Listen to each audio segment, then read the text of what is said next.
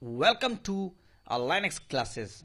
So friends, in this course section, we would be understanding what is Yum server all about, how to configure and install Yum server in Linux.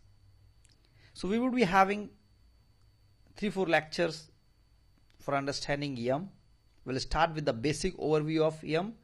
Then in the next few lectures, we would be configuring Yum server and we'll install the packages. So friends, Yum is the default package management utility in RHEL CentOS. Yum stands for Yellow Dog Updated Modified, and Yum is basically used to search, install, update and remove necessary RPM files from the system. We can use Yum for the installation of any package. We can use Yum for the removal of any package, for the updation of any package. So Yum is basically a package management utility. We all know that in RHEL or CentOS Linux we use .rpm file to manage the software. So any package that comes in the Linux that comes in the format of .rpm. So a .rpm file extension represents a Linux software package file. Yum uses repository to manage the RPM files. A repository is basically the collection of RPM files. Since Yum depends on repository, so there must be at least one working repository before it can be used. So friends, here we need to understand why Yum comes into the picture. If we'll go a little bit back, like in RHEL 4 and earlier versions of Linux, when we do not have the Yum. So what is the way for the installation of any package? So at that time we simply use RPM command for the installation of any package, like rpm-ivh, I for the installation, V for the verbose, and hash and any package name. So that was the way for the installation of any package. Say for example, I have to install a package A and I am a system admin and I am installing a package. So the problem at that time was a package A, while installing, we come to know that package A is dependent on 5 more packages. So first we need to install the 5 packages, then only we would be able to install a package A. So friends, while installing the dependency package, the 5 packages, and while we were installing those packages, we come to know that those packages are further dependent on other 5 packages, or maybe 10 more packages. And while installing those 10 packages, we come to know that there are few packages, they are further dependent on other packages.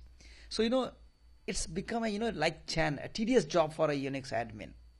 They have to keep on resolving the dependencies, and then they are able to install the final package, that is package A. So to overcome this tedious job, the dependency issues, the Yum comes into the picture. So in Yum, what we are doing, we are creating a repository.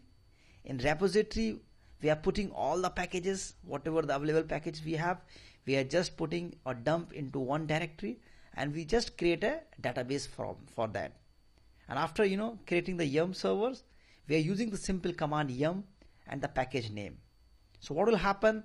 The Yum itself resolve the dependencies, and whenever it requires any package that is a dependency, so it will automatically resolve the dependencies and install the packages. So with the use of Yum, your work has been easy. So we need to understand that Yum is used for the package management, and it also resolve the dependencies by its own. So friends, it was initially used in the Duke University for managing package installation on their Red Hat based systems, and these days it's been widely used by almost all the Red Hat based systems. In fact, it's a default programmer installer and package management tools these days. I hope you got an idea about Yum servers, why the Yum servers comes into the picture, and why we use the Yum for the package installation. In Linux, we all know that for installation of a package, there are many ways, like through Yum, through RPM also we can install any package, through shell scripting also, and through source tarbar also. So these are the ways which can be used for the installation of any package. And the another one is your yum, that is your yellow dog updater and modifier, is another and advanced way of installing the package in Linux distributions such as Red Hat, Fedora and CentOS. So basically, yum is a repository which consists of all your packages with the dependencies, and yum itself resolving your dependencies and install the packages. Say for example, I have to install a package. Say for example, I have to install Perl. Maybe the Perl package is dependent on further 5 packages. So yum is that much of intelligent. First it will resolve your dependencies and then it will install the Perl package. So friends, that's all for this session. Hope you have got an overview of yum. Okay, in the next lecture we would be understanding a lot of new things about yum. Thanks for watching.